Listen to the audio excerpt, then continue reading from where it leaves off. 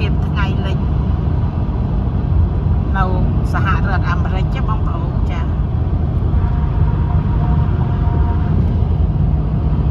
នៅទីក្រុង Jacksonville Florida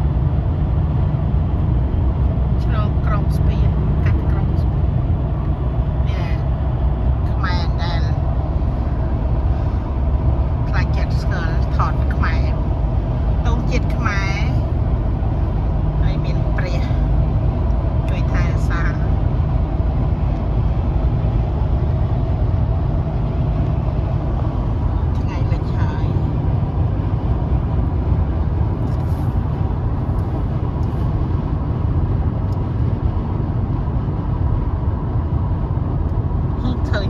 ចំអស់អ្នកខ្លះមកតិចបានឃើញអស់ឃើញតែចុងតិចតិចទេក៏បានចំអស់ស្រួយផង